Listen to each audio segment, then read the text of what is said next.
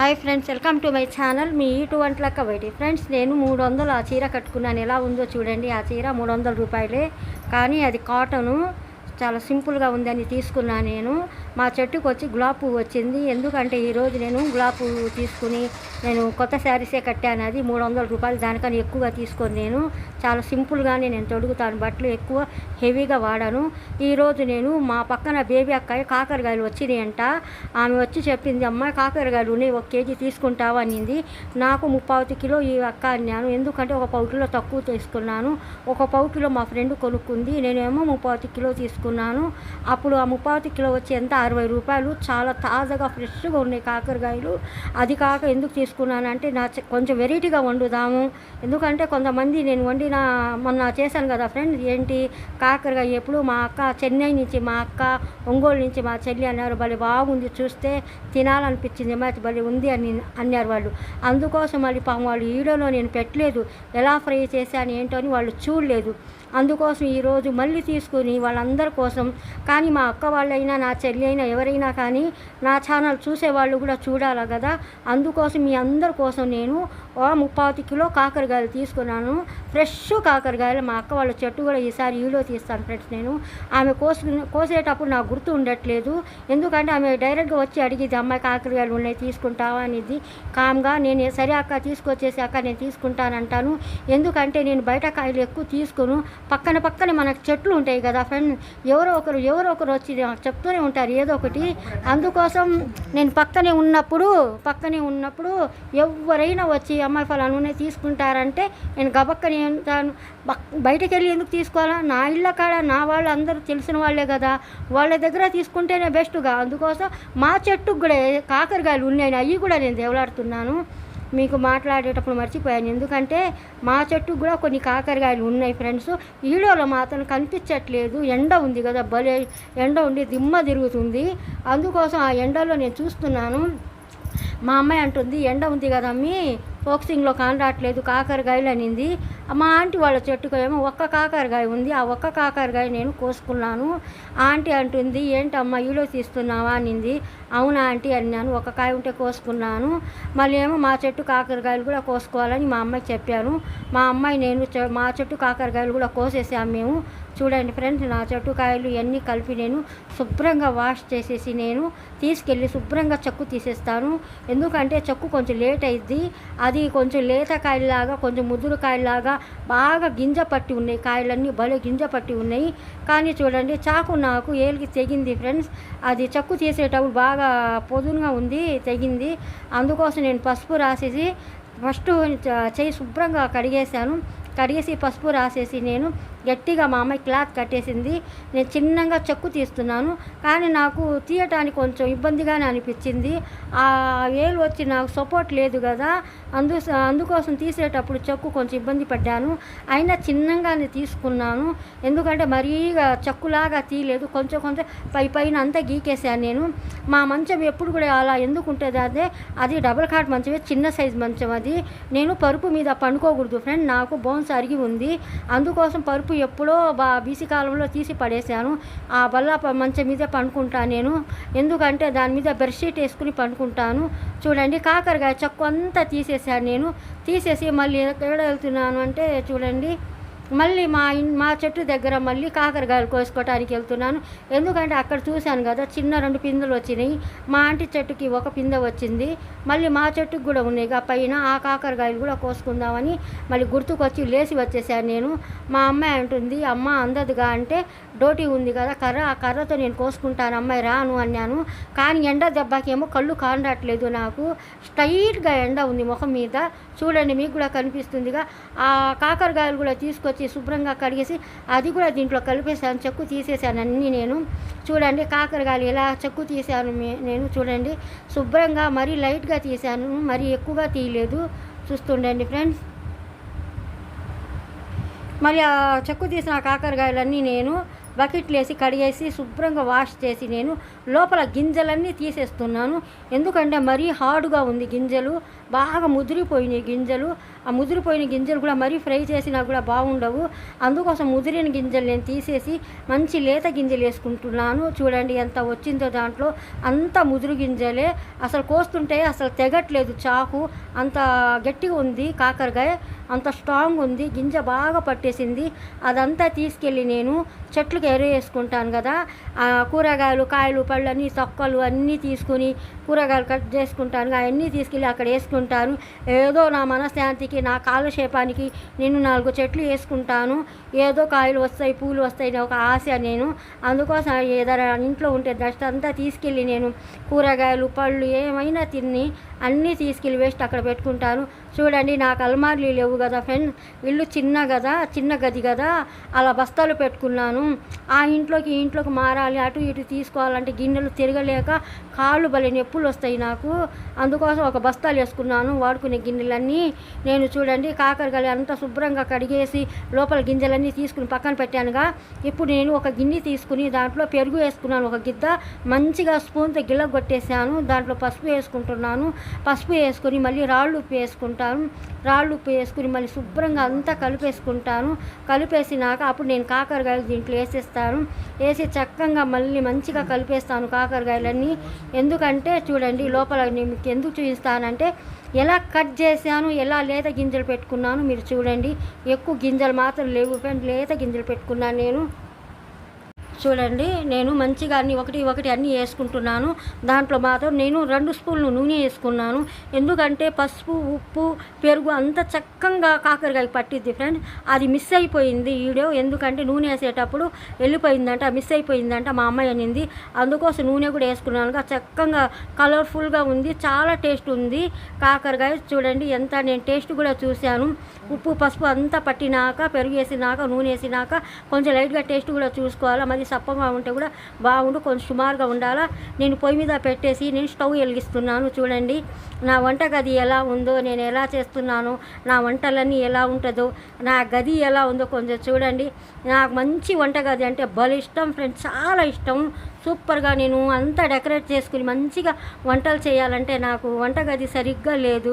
చూడండి పొయ్యి మీద పెట్టుకోవాలి, మళ్ళీ కూర కలుపుకోవాలన్నా కూడా ఇబ్బంది. నేను ఎక్కడ పైన పడిద్ది అని జాగ్రత్తగా చేసుకుంటూ ఉంటాను. ఒక్కొక్కసారి నూనె పడుతూనే ఉంటుంది, నాకు ఏదైనా సెగ తగులుతూనే ఉంటుంది. ఎందుకంటే అక్కడ సెల్ఫ్ అనేది ఏ అరుగులు బురుగులు ఏం లేవు కదా, ఒకసారి మసిగుడ్డ పట్టేసిద్ది. చాలా జాగ్రత్తగా నేను చూసుకుంటున్నాను. ఎందుకంటే ఏదో కొంచెం మంచి ఇల్లు చూసుకుని మారితే మంచిది అనిపించింది ఒకసారి. సరే నా ఇంట్లో నేను ఉంటే మంచిది అనిపించింది. చూడండి ఫ్రెండ్ కాకరకాయలు చక్కగా ఉడికిపోయినాయి. ఇప్పుడు ఆ కాకరకాయలు కూడా నేను చల్లారించుకుంటున్నాను. చల్లారించుకున్నాక కొంచెం ఫ్రై చేసేటప్పుడు మీకు చూపిస్తాను. ఫ్రెండ్ చూడండి బాగా మధ్యాహ్నం చూడండి, అంత మధ్యాహ్నం ఉన్నప్పుడు నేను మంచిగా సూపర్గా నేను చిక్కటి పాలు పొయ్యి మీద పెట్టేశాను, మంచిగా మరగబెట్టుకుంటున్నాను. ఎందుకంటే చాలా సూపర్గా నేను ఇప్పుడు బ్రూ కాఫీ తాగుతాను. నాకు బ్రూ కాఫీ అంటే చాలా ఇష్టం. ఎందుకంటే నా పిల్లోడికి నా కూతురు కూడా బ్రూ కాఫీ అంటేనే బాగా ఇష్టం.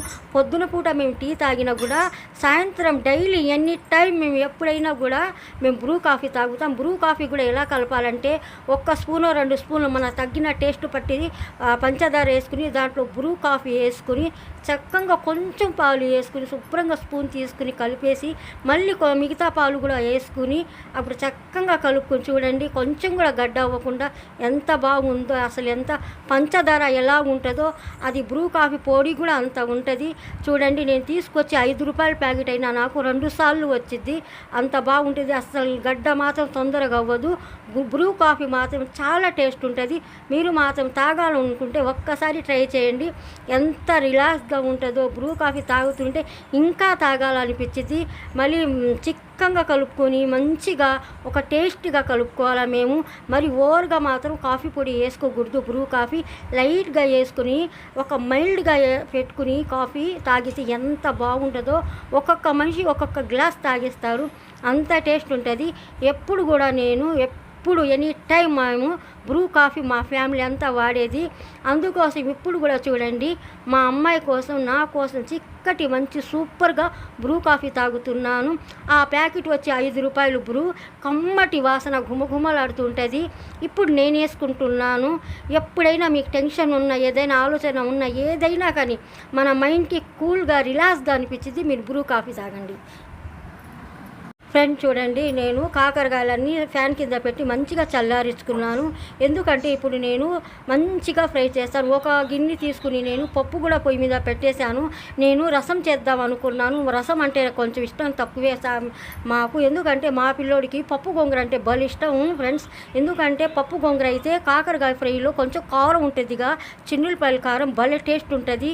అన్నీ వేస్తాను కదా నేను, అన్ని రకాలుగా పొడులు వేస్తాను కదా, ఆ పొడుల మీద ఆ కాకరకాయలో ఆ కారంలో గోంగూర పప్పులో కలుపుకుని తింటే ఎంత కమ్మగా ఉంటుందో సూపర్గా ఉంటుంది.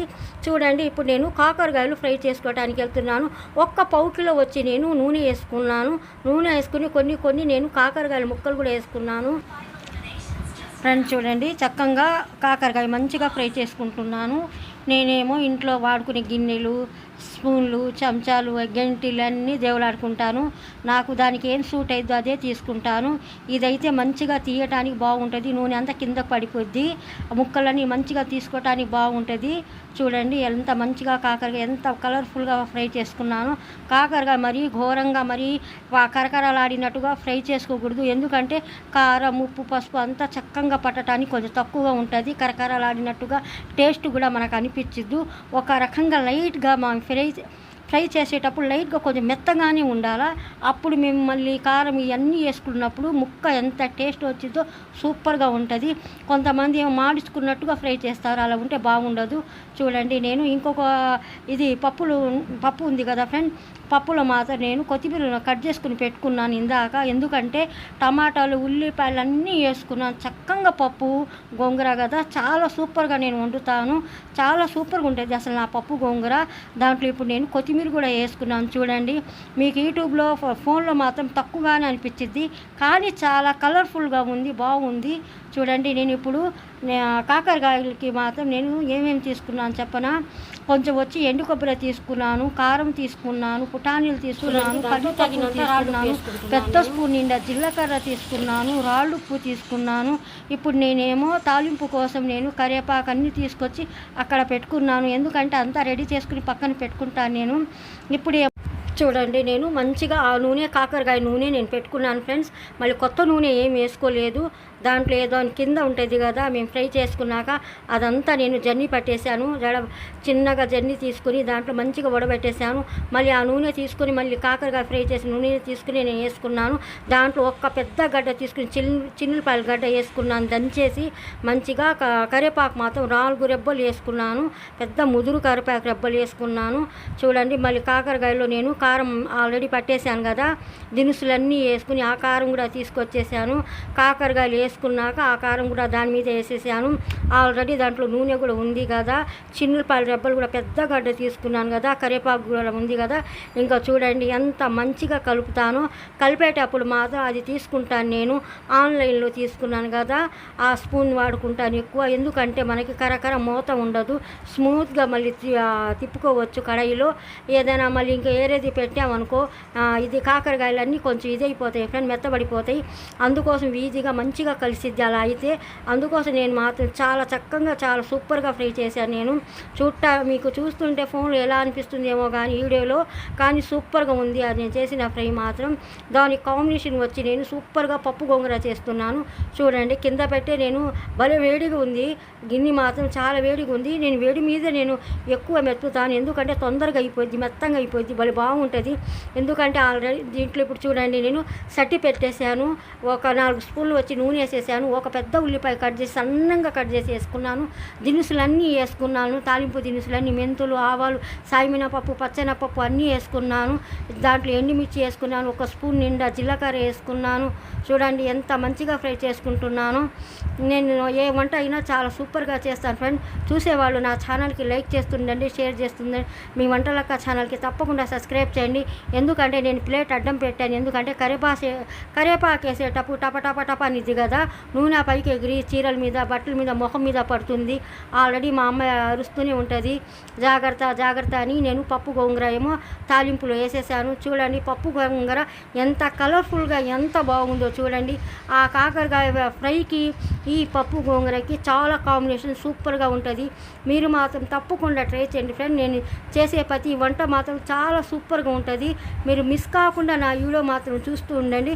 చూసేవాళ్ళు తప్పకుండా నా ఛానల్కి లైక్ చేయండి ఫ్రెండ్, షేర్ చేస్తుండండి. సబ్స్క్రైబ్ మాత్రం మీ యూట్యూబ్ వంటలకి తప్పకుండా చేయండి. చూడండి పప్పు గోంగూర రెడీ అయిపోయింది. ఇటువైపు చూడండి కాకరకాయ ఎంత చక్కగా సూపర్గా ఫ్రై చేశాను. మీరు మాత్రం తప్పకుండా ట్రై చేయండి. నా